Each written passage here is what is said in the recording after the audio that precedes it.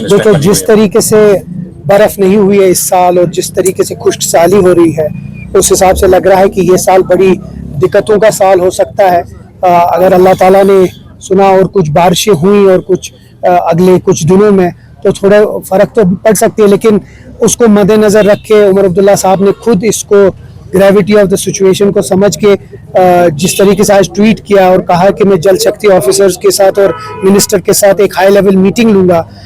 अब इसमें बहुत सारी चीज़ें हैं, वो तभी पता चलेगा जब वो मीटिंग लेंगे, लेकिन इसमें हमें बहुत सारी चीज़ें हार्वेस्टिंग की देखनी है। हमें देखना है कि हम किस तरीके से पानी को स्टोर कर सकते हैं, या किस तरीके से हम जो वाटर टैंकर्स है इस साल में किस तरीके से उसको कर सकते हैं, वो बहुत ज़रूरी है, उसमें और कोई दो राय नहीं।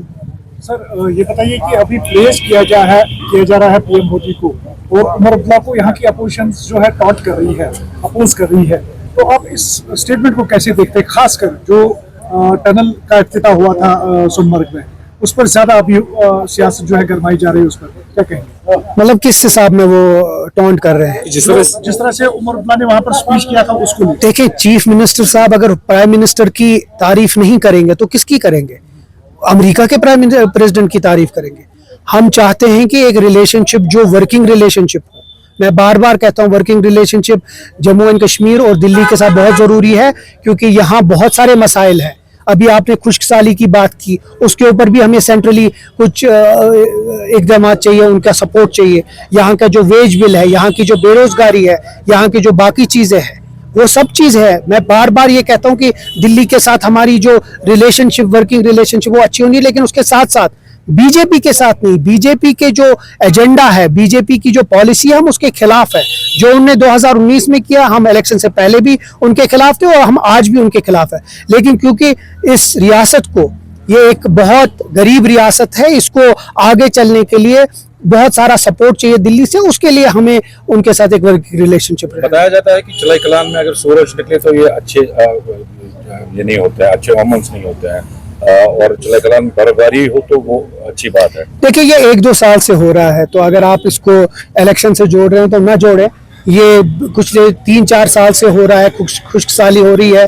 पर हमें इस साल ये एक फ़ायदा है कि एक इलेक्टेड गवर्नमेंट है और वो जानती है, लोगों के साथ जुड़ी है, और वो जानती है कि ये मसला बड़ा बन सकता है।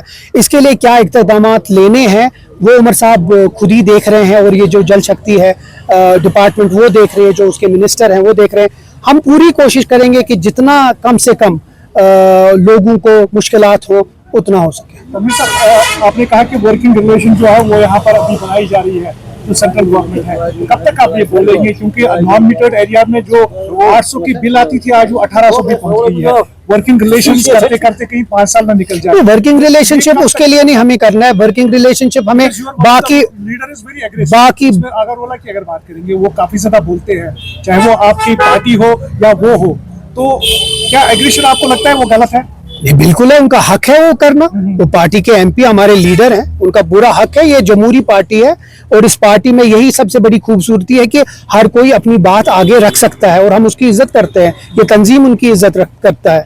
जहां तक रिलेशनशिप की बात है, बाकी चीजें भी चलानी है।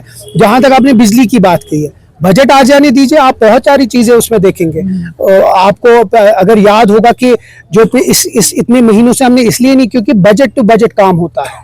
जो पिछला बजट था वो यूनियन टेरिटरी में बजट था, वो दिल्ली से बजट आया। ये बजट जो होगा वो लोगों का बजट होगा, पीपल फ्रेंडली बजट होगा। उसमें बहुत सारी चीजें होंगी जो लोगों की फ्रेंडली में होगा। रिवर्स काफी ज्यादा है, क्योंकि जो अपोजिशन पार्टी से कुछ लीडर्स है, उनकी नेशनल कॉन्फ्रेंस के भी कुछ लीडर्स है, जिनकी आइडियोलॉजी कहीं ना कहीं मिल रही है, तो ये भी रिवर्स है, काफी सी एक अलग सा ग्रुप बनने जा रहा है। तो उस पर क्या कहेंगे? कोई ख्वाब भी अगर देखेगा वो भी ख्वाब पूरा नहीं होगा।